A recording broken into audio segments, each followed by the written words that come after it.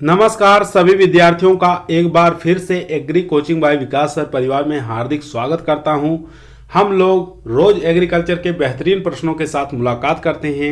जैसा कि आप लोगों को पता है कि कृषि विज्ञान से संबंधित जितने भी एग्जाम होते हैं, चाहे एएफओ हो, बीएचयू हो, आईसीआर हो, आईबीपीएस हो, एग्रीकल्चर टीजीटी, पीजीटी, जो भी इस तरीके के एग्जाम होते हैं, उनकी तैयारी से संबंधित प्रश्नों को हम रोजाना लेकर आते हैं। प्यारे विद्यार्थियों, जितने भी आप लोग हमारे चैनल से जुड़े हुए हैं, सबका हम एग्री कोचिंग बाय विकास सर परिवार में हार्दिक स्वागत और अभिनंदन करते हैं। ठीक है, तो आज की जो हमारी क्लास रहने वाली है, यानी कि सॉयल साइंस के ऊपर रहने वाली है। अब जो हम क्लास चलाएंगे, कुछ सॉयल साइंस को कंप्लीट करवाएंगे, क्योंकि हर एग्जामों में सॉयल साइंस से 2 या 3-4 क्वेश्चन हर एग्जामों में आ ही जाते हैं। तो ऐसा कोई क्वेश्चन नहीं होगा जो हम एग्जाम से बाहर करवाएं। तो सभी क्वेश्चन आप लोगों को इन्हीं वीडियो से आपको मिलेंगे। तो शुरुआत करते हैं अपने फर्स्ट क्वेश्चन से। इस वीडियो को लास्ट तक जरूर देखिएगा। ठीक है, एक से एक क्वेश्चन आने वाले हैं सॉयल साइंस के अंदर। तो फर्स्ट क्वेश्चन की बात कर लेते हैं। मृदा जो शब्द है, यानी कि सॉयल जो शब्द है, की उत्पत्ति किस भाषा से हुई है? ग्रीक भाषा से, लैटिन भाषा से, अरबी भाषा से या संस्कृत भाषा से? तो काफ़ी इंपॉर्टेंट क्वेश्चन है। तो ग्रीक भाषा से जो शब्द बनते हैं, यानी कि बात कर लेते हैं एग्रोनॉमी। ठीक है, एग्रोनॉमी जो शब्द है ये कौन से वर्ड का है? ग्रीक वर्ड का है। उसके बाद बात कर लेते हैं पेडोलॉजी। ठीक है, पेडोलॉजी ये भी जो है ग्रीक भाषा का वर्ड है। उसके बाद बात कर लेंगे एडेफोलॉजी। ठीक है, एडेफोलॉजी, तो ये भी जो शब्द है ये भी ग्रीक भाषा का शब्द है। जिसके अंदर लॉजी शब्द आ जाए या नोमी शब्द आ जाए लास्ट में, वो जान जाइए कि ग्रीक भाषा का वर्ड है। उसके बाद लैटिन शब्द की बात कर लेते हैं। लैटिन शब्द में जिसके अंदर एग्रीकल्चर लास्ट में कल्चर आए। ठीक है, एग्रीकल्चर, हॉर्टिकल्चर, ठीक है, और सॉयल, ये सब कौन से भाषा के शब्द हैं? लैटिन भाषा के शब्द है। तो यहाँ पर बी ऑप्शन हमारा राइट आंसर हो जाएगा, यानी कि सॉयल जो है हमारा ये किस भाषा का शब्द है? लैटिन भाषा का शब्द है। ठीक है, ये आपको याद होना चाहिए। अरबी भाषा के अंदर जो हमारे शब्द आते हैं, यानी कि रबी जो है, रबी क्रॉप, खरीफ जो लिखा जाता है, खरीफ, और एक जायद। ठीक है, जायद, ये सब जितने भी शब्द हैं ये हमारे अरबी भाषा के शब्द हैं। ठीक है, याद हो गए होंगे आप लोगों को। उसके बाद बात कर लेते हैं संस्कृत भाषा के जो शब्द हैं। संस्कृत भाषा के जो शब्द हैं, यानी कि कृषि जो है ये संस्कृत भाषा का शब्द है। खाद जो हो, आप लोग पढ़ते हैं कितनी खाद डालना है, तो खाद भी हमारा संस्कृत भाषा का शब्द है। उसके बाद कपास जो है ये भी संस्कृत भाषा का शब्द है।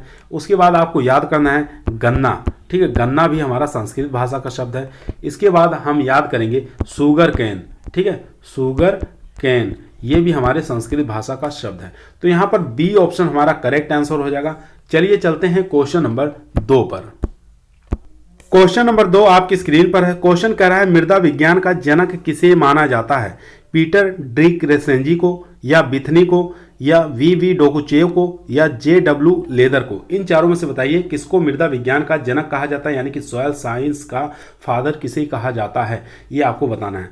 तो पीटर डी क्रेसेंजी जो हैं, इनको एग्रोनॉमी का पिता कहा जाता है। ठीक है, एग्रोनॉमी का पिता किसे कहा जाता है? पीटर डी क्रेसेंजी को कहा जाता है। ये आपको याद होना चाहिए। बिथनी जो है, बिथनी ने क्या कहा था? बिथनी ने कहा था कि मृदा को पोषक तत्वों की थैली कहा। ठीक है, बिथनी ने कहा कि मृदा जो होती है ये पोषक तत्वों की एक प्रकार की थैली होती है। ये भी आपको याद होना चाहिए। उसके बाद वी डोकुचेव जो हैं ये सॉयल साइंस के पिता कहलाते हैं। ठीक है, सॉयल साइंस के पिता कहलाते हैं, ये आपको याद होना चाहिए। उसके बाद बात कर लेते हैं, और इनको पेडोलॉजी का जनक भी कहा जाता है। ठीक है, पेडोलॉजी का जनक भी कहा जाता है इनको, वी डोकुचेव को। तो यहाँ पर सी ऑप्शन हमारा करेक्ट आंसर हो जाएगा। ठीक है, सी ऑप्शन हमारा राइट आंसर। यहाँ पर एक जे.डब्ल्यू. लेदर आए हैं, ये क्या है? यानी कि भारतीय मृदा विज्ञान का जनक इनको कहा जाता है। क्या कहा जाता है? भारतीय मृदा विज्ञान का जनक किन्हें कहा जाता है? भारतीय मृदा विज्ञान का जनक किसे कहा जाता है? तो ये आपको याद रखना है, जे.डब्ल्यू. लेदर को कहा जाता है। और मृदा रसायन का जनक भी किसे कहा जाता है? जे.डब्ल्यू. लेदर को कहा जाता है। ये सब चीजें आपको याद होनी चाहिए। ठीक है, तो सी ऑप्शन यहाँ पर हमारा राइट आंसर हो जाएगा। चलते हैं क्वेश्चन नंबर 3 पर। क्वेश्चन नंबर 3 आपके स्क्रीन पर है। क्वेश्चन कर रहा है मृदा विज्ञान की किस शाखा में मृदा का अध्ययन पादप वृद्धि के दृष्टिकोण से किया जाता है। काफ़ी इंपॉर्टेंट क्वेश्चन है। एडेफोलॉजी, पारिस्थितिकी, भूगर्भ विज्ञान या पेडोलॉजी, इन चारों में से बताइए कौन सा करेक्ट आंसर हो जाएगा। तो बात करते हैं इसका जो करेक्ट आंसर हो जाएगा यानी कि एडोफोलॉजी के अंदर ऐसा किया जाता है। ए ऑप्शन हमारा राइट आंसर हो जाएगा। एडोफोलॉजी जो है हमारा ग्रीक वर्ड है, ठीक है। किस भाषा का शब्द है? ये ग्रीक भाषा का शब्द है, ये भी आपको याद होना चाहिए, ठीक है। और एडोफोलॉजी के अंदर फसलों का उत्पादन के साथ साथ मृदा का भी संबंध का अध्ययन किया जाता है, ठीक है। फसलों के उत्पादन के साथ मृदा का जो संबंध है वो भी एडोफोलॉजी से ही संबंध रखता है, ये भी आपको याद होना चाहिए। बात करते हैं पेडोलॉजी में किसका किसका अध्ययन करते हैं। मृदा निर्माण का जो अध्ययन किया जाता है किसमें? पेडोलॉजी के अंदर, ठीक है। ये आपको याद होना चाहिए। साथ ही आपको दूसरा याद होना, मृदा उत्पत्ति का भी इसी के अंदर अध्ययन करते हैं, ठीक है। मृदा उत्पत्ति का भी अध्ययन किया जाता है किसमें? पेडोलॉजी में। और बात कर लेते हैं मृदा वर्गीकी, ठीक है। मृदा वर्गीकरण जिसको कहते हैं, इसका भी अध्ययन किसमें करते हैं? पेडोलॉजी के अंदर ही अध्ययन किया जाता है। इसके साथ आप याद रखेंगे मृदा गुणों, ठीक है। मृदा गुणों का भी अध्ययन किसमें किया जाता है? पेडोलॉजी में ही किया जाता है। तो इन सब चीज़ों का अध्ययन जो करते हैं ये करते हैं पेडोलॉजी के अंदर। तो यहाँ पर ए ऑप्शन हमारा करेक्ट आंसर हो जाएगा। चलते हैं क्वेश्चन नंबर 4 पर। क्वेश्चन नंबर 4 आपकी स्क्रीन पर है। क्वेश्चन कर रहा है कृषि कार्यों और खेती के लिए महत्वपूर्ण है, ठीक है। आपको बताना है कृषि कार्यों के लिए और खेती के लिए कौन सी मृदा महत्वपूर्ण होती है। अमृदा या पृष्ठीय मृदा या ए और बी दोनों या उपयुक्त में से कोई नहीं। तो इन चारों में से बताइए कौन सा करेक्ट आंसर हो जाएगा। कृषि कार्यों के लिए मतलब होता है यानी कि हल चलाना, उसके अंदर जुताई करना, बीजों को बुआई करना, खरपतवार नियंत्रण, ठीक है। ये सब चीज़ें आ जाती हैं कृषि कार्यों के लिए। तो ये सब कार्य जो होते हैं कौन सी मृदा के अंदर किया जाता है? तो इसका करेक्ट आंसर हो जाएगा यानी कि पृष्ठीय मृदा, ठीक है। बी ऑप्शन यहाँ पर राइट आंसर हो जाएगा।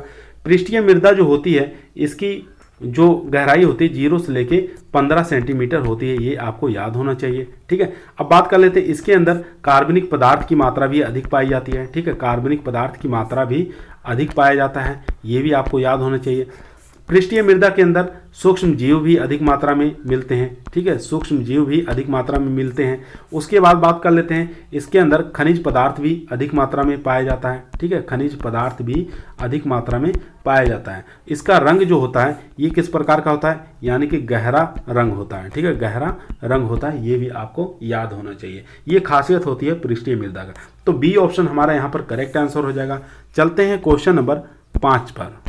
क्वेश्चन नंबर 5 आपके स्क्रीन पर है। क्वेश्चन कह रहे हैं मृदा के आयतन भार के अनुसार रंध्राकाश पाए जाते हैं, ठीक है। मृदा के आयतन भार के अनुसार रंध्राकाश पाया जाता है 5%, 50%, 45% या 25%। इन चारों में से बताइए कौन सा करेक्ट आंसर हो जाएगा। तो बात करते हैं आयतन के आधार पर। इनको 2 भागों में बांटा गया है। एक पार्ट होता है इसका 50% आपका ठोस होता है, ठीक है, ठोस हो जाएगा। और 50% इसका हो जाएगा किस रूप में? यानी कि रंध्राकाश के रूप में हो जाएगा, ठीक है। रंध्राकाश के रूप में हो जाएगा। रंध्राकाश के अंदर दो भागों में बांट दिया गया है, यानी कि 25% इसमें वायु का हो जाएगा और 25% इसमें जल का हो जाएगा, ठीक है। 25% वायु का, 25% इसमें जल का हो जाता है। अब यहाँ पे ठोस पार्ट में इसको भी 2 भागों में बांट दिया गया है, यानी कि एक पार्ट हो जाएगा खनिज, यानी कि 45% आप याद कर लेंगे खनिज पदार्थ का, ठीक है। खनिज पदार्थ और इसमें 5% जो आप याद करना है वो कार्बनिक पदार्थ, ठीक है। कार्बनिक पदार्थ इस प्रकार से आप याद कर लेंगे। तो यहाँ पर 50% जो पूछा है ठोस, ठीक है। रंध्राकाश यानी कि यहाँ पर जो ऑप्शन हमारा करेक्ट आंसर हो जाएगा, यानी कि बी ऑप्शन यहाँ पर राइट आंसर हो जाएगा, ठीक है।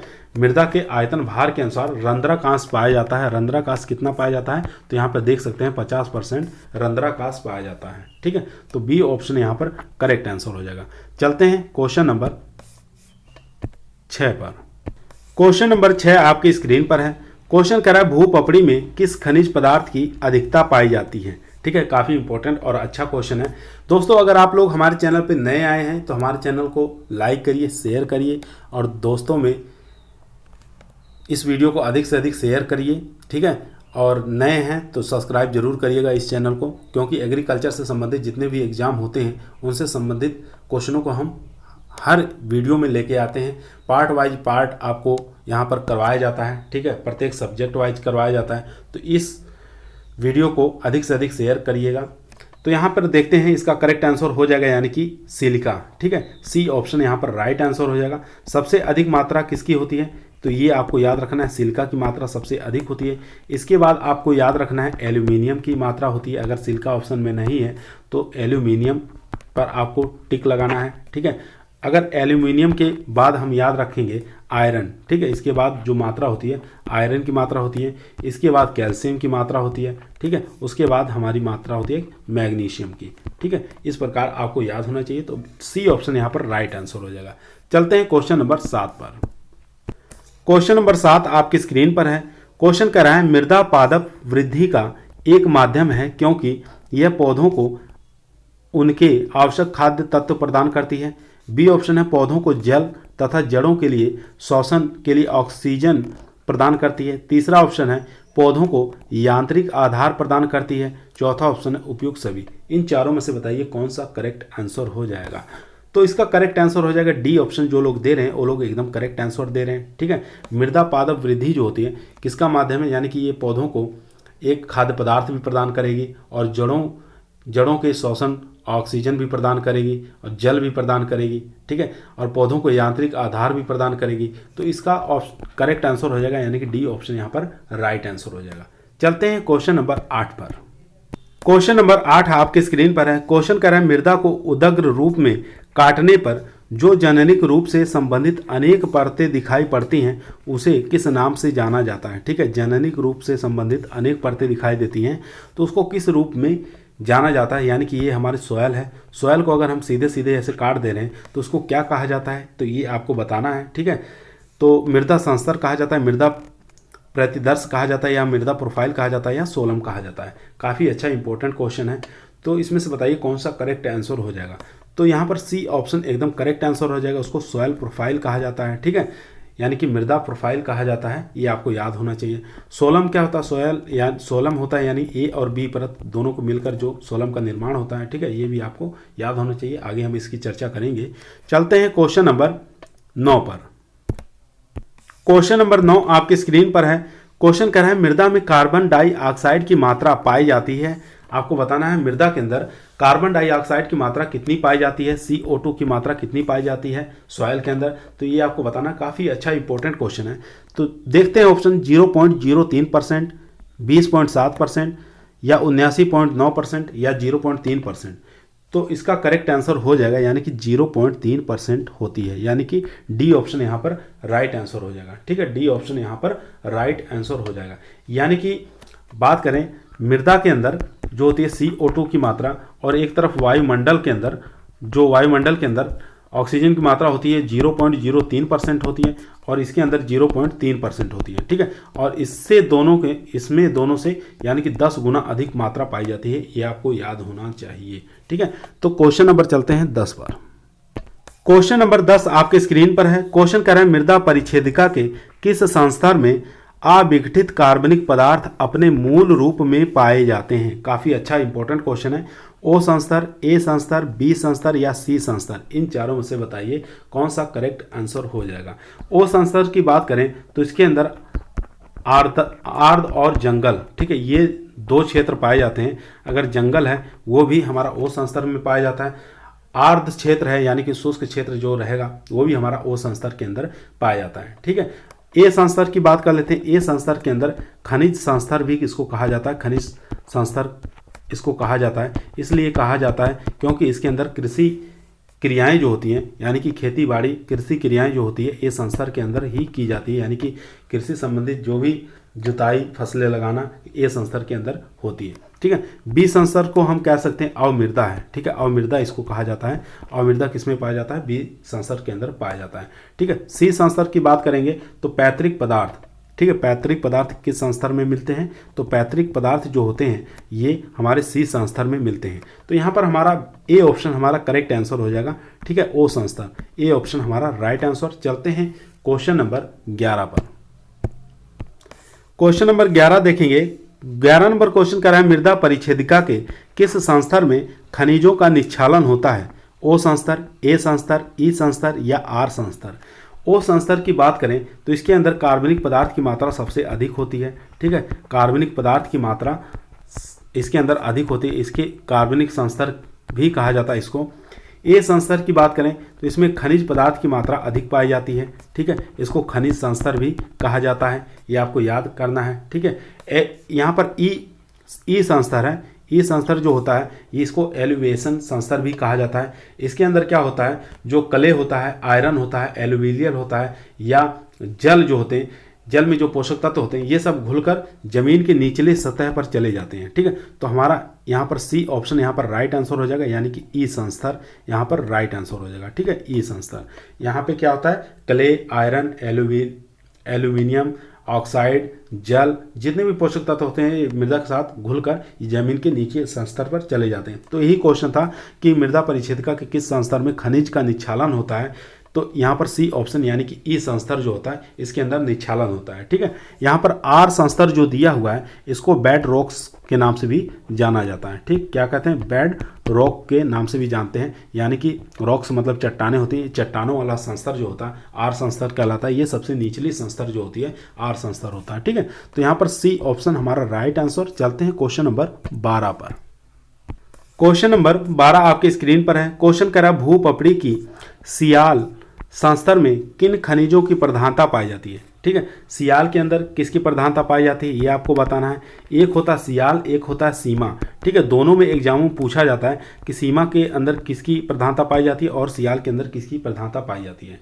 तो यहाँ पर बता दे रहे हैं सियाल के अंदर जो है एल्यूमिनियम। ठीक है, एल्यूमिनियम और प्लस याद रखेंगे सिलिकेट, जिसको सिलिका कह सकते हैं, सिलिकेट, इसकी प्रधानता पाई जाती है। ठीक है, और बात करते हैं सीमा के अंदर। सीमा के अंदर जो प्रधानता पाई जाती है वो पाई जाती है मैग्नीशियम की। ठीक है, मैग्नीशियम की प्लस सिलिकेट की प्रधानता पाई जाती है, ये आपको याद रखना है। ठीक है, अब यहाँ पे देख सकते हैं सियाल दिया हुआ है तो एल्युमिनियम और सिलिका की प्रधानता पाई जाती है, यानी कि यहाँ पर देख सकते हैं सी ऑप्शन हमारा राइट आंसर हो जाएगा, सिलिका और एल्यूमिनियम। ठीक है, सी ऑप्शन राइट आंसर। चलते हैं क्वेश्चन नंबर 13 पर। क्वेश्चन नंबर 13 आपके स्क्रीन पर है। क्वेश्चन कह रहा है पादप वृद्धि को प्रभावित करने वाले कारक कौन से हैं? मृदीय कारक, जीवीय कारक, जलवायु संबंधित कारक या उपयोग सभी। ठीक है, मृदीय कारक में आप लोग जानते हैं मृदा संरचना, मृदा कणाकार, ये मृदीय कारक हो जाएगा। जलवायु संबंधित कारक में ताप हो गया, वर्षा हो गया, वायुमंडल दाब हो गया, ये सब इसमें आ जाएगा। ठीक है, तो यहाँ पर डी ऑप्शन जो है ये हमारा करेक्ट आंसर हो जाएगा। ठीक है, डी ऑप्शन हमारा करेक्ट आंसर हो जाएगा। चलते हैं क्वेश्चन नंबर 14 पर। क्वेश्चन नंबर 14 आपके स्क्रीन पर है। क्वेश्चन कह रहा है निम्नलिखित में से आग्नेय चट्टान का उदाहरण नहीं है। ठीक है, यहाँ पर नहीं पूछा है, ये आपको याद रखना है। ठीक है, चट्टानें कितनी प्रकार की होती हैं? चट्टानें 3 प्रकार की होती हैं। कौन कौन सी चट्टानें होती हैं? एक होती आग्नेय चट्टानें। ठीक है, एक होती आग्नेय चट्टानें, एक होती हैं अवसादी चट्टानें। ठीक है, अवसादी चट्टानें, एक होती हैं रूपांतरित चट्टानें, एक होती हैं रूपांतरित चट्टानें। ये 3 प्रकार की चट्टानें पाई जाती हैं। तो यहाँ पे पूछा आग्नेय चट्टानें का उदाहरण नहीं है, तो हम ग्रेनाइट या चूना पत्थर या बेसाल्ट या डायोराइट, इन चारों में से बताना है कौन सा करेक्ट आंसर हो जाएगा। पहले बताते हैं कि आग्नेय चट्टान के अंदर कौन कौन सी चट्टानें आती हैं, इसके बारे में हम जानकारी ले लेते हैं। आग्नेय चट्टाने के अंदर जो यहाँ पर पहले हमारा करेक्ट आंसर हो जाएगा, यानी कि यहाँ पर चूना पत्थर हमारा नहीं आएगा। ठीक है, ये किस प्रकार की चट्टान में आएगा? ये हो जाएगा अवसादी चट्टाने। ठीक है, अवसादी चट्टान का उदाहरण है, ये आपको याद रखना है। ठीक है, अवसादी चट्टान का उदाहरण चूना पत्थर हो जाएगा। चूना पत्थर अवसादी चट्टान का उदाहरण है, तो इसमें एक और सम्मिलित कर लेंगे, यानी कि बालू पत्थर भी किसका उदाहरण है? बालू पत्थर भी आपका उदाहरण हो जाएगा अवसादी चट्टान का। ठीक है, ये भी आपको याद करना है। बाकी यहाँ पर ग्रेनाइट है, बेसाल्ट है और डायोराइट है, ये सब जितनी भी होती हैं ये सब हो जाएंगी हमारी किसका उदाहरण है? यानी कि आग्नेय चट्टान का उदाहरण है। तो यहाँ पर बी ऑप्शन हमारा राइट आंसर हो जाएगा। ठीक है, बी ऑप्शन राइट आंसर। चलते हैं क्वेश्चन नंबर 15 पर। क्वेश्चन नंबर 15 आपकी स्क्रीन पर है। क्वेश्चन कह रहा है निम्नलिखित में से अम्लीय चट्टान का उदाहरण नहीं है। ठीक है, यहाँ पर बताना अम्लीय चट्टान का उदाहरण नहीं है। डायोराइट जो होता है ये भी अम्लीय चट्टान का उदाहरण है। ग्रेनाइट ये भी अम्लीय चट्टान है। बेसाल्ट जो है ये अम्लीय चट्टान का उदाहरण नहीं है, ये हो जाएगा क्षारीय। ठीक है, किस प्रकृति का है? क्षारीय प्रकृति का चट्टान है। तो ये आपको याद रखना, सी ऑप्शन यहाँ पर राइट आंसर हो जाएगा। बाकी अल्बी ऑब्सिडियन ये भी हमारा अम्लीय चट्टान है। तो यहाँ पर 3 चट्टानें हमारी अम्लीय है, बाकी एक क्षारीय है। तो सी ऑप्शन यहाँ पर करेक्ट आंसर। चलते हैं क्वेश्चन नंबर 16 पर। क्वेश्चन नंबर 16, संगमरमर का निर्माण होता है ग्रेनाइट से, अभ्रक से, चूना पत्थर से या बालू पत्थर से। तो यहाँ पर संगमरमर जो होता है ये एक प्रकार का रूपांतरित चट्टान है। ठीक है, किसका उदाहरण है? रूपांतरित चट्टान का उदाहरण है, ये आपको याद करना है। ठीक है, चट्टान का उदाहरण है किसका? रूपांतरित चट्टान का। तो यहाँ पर हम कुछ शब्द लिख दे रहे हैं, एक मूल चट्टान, ठीक है, एक होता मूल चट्टान, दूसरी तरफ हम लिखेंगे रूपांतरित चट्टान। ठीक है, रूपांतरित चट्टान यानी कि मूल चट्टान से कौन सी चट्टान रूपांतरित होकर बनी है। जैसे बालू की बात करें तो बालू पत्थर जो होता है, बालू पत्थर इससे जो बना है रूपांतरित होकर, ये क्वार्टजाइड हुआ है। ठीक है, तो ये भी एग्जाम में पूछ सकता है, क्वार्टजाइड। तो ये आपको याद रखना है। उसके बाद चूना पत्थर से, चूना पत्थर से आपको याद रखना है संगमरमर। ठीक है, संगमरमर को याद रखना है। उसके बाद अभ्रक से याद कर लेंगे। अभ्रक से जो रूपांतरित होता है वो होता है शिस्ट। ठीक है, अभ्रक से रूपांतरित होकर शिस्ट का निर्माण होता है। उसके बाद ग्रेनाइट से जो रूपांतरित होकर बनता है वो क्या बनता है? निस बनता है। ठीक है, ये सब चीज़ें आपको याद रखना है। मूल चट्टान से क्या रूपांतरित होकर बन रहा है? तो ये आपको बालू पत्थर से क्वार्टजाइड, चूना पत्थर से संगमरमर, अभ्रक से शिस्ट बनेगा, ग्रेनाइट से निस बनेगा। तो यहाँ पर सी ऑप्शन हमारा करेक्ट आंसर हो जाएगा। ठीक है, चूना पत्थर यानी कि कह सकते हैं CaCO3। ठीक है, चूना पत्थर। चलते हैं क्वेश्चन नंबर 17 पर। क्वेश्चन नंबर 17 आज के इस वीडियो का लास्ट क्वेश्चन रहेगा। ठीक है, सेकंड वीडियो में फिर हम सॉइल साइंस को लेके आएंगे। तो इस क्वेश्चन को ध्यानपूर्वक पढ़िए और इसका आंसर दीजिए। क्वेश्चन कह रहा है मृदा परिच्छेदिका का सही क्रम क्या है? सॉइल प्रोफाइल का आपको सही क्रम बताना है, क्या हो सकता है। ठीक है, पहले E आएगा, A आएगा, B आएगा, C आएगा, R आएगा। तो इस प्रकार से आपको देख लेना है कौन सा संस्तर जो है फर्स्ट आएगा, कौन सा लास्ट में आएगा। ठीक है, तो ये क्रम आपको याद होना चाहिए क्योंकि बार बार एग्जामों में पूछा जाता है कि सॉइल प्रोफाइल का क्रम बताइए। तो सॉइल प्रोफाइल का जो क्रम होता है ये आपको हम बता दे रहे हैं। सबसे पहले O संस्तर आता है, फिर A संस्तर आता है, उसके बाद E संस्तर आता है, उसके बाद B संस्तर आता है, ये आपको याद होना चाहिए। फिर C संस्तर आता है, फिर R संस्तर आता है। तो यहाँ पर देख सकते हैं O संस्तर आया हुआ है, फिर A संस्तर, फिर E संस्तर, फिर B संस्तर, फिर R संस्तर, यानी कि C ऑप्शन यहाँ पर करेक्ट आंसर हो जाएगा। ठीक है, C ऑप्शन हमारा करेक्ट आंसर हो जाएगा। आज की वीडियो किस प्रकार की लगी आप लोग कमेंट में इसका कमेंट करेंगे। ठीक है, अगर अच्छी लगी हो तो फिर आप अगर कोई क्वेश्चन कन्फ्यूज हो तभी भी आप लोग बताइएगा। ठीक है, तो दोस्तों में अपने दोस्त यार मित्र जो भी एग्रीकल्चर से तैयारी कर रहे हैं या एग्रीकल्चर पढ़ रहे हैं उन सभी के पास हमारे इस वीडियो को शेयर करेंगे। ठीक है, और अगर आप लोग लाइक नहीं किए हैं वीडियो को लाइक करिए और सब्सक्राइब नहीं किए हैं तो सब्सक्राइब जरूर करिएगा। इसी प्रकार की वीडियो हम रोज़ाना लेकर आते रहते हैं। तो जितने लोग आज का वीडियो हमारा देखे हैं सभी लोगों को धन्यवाद।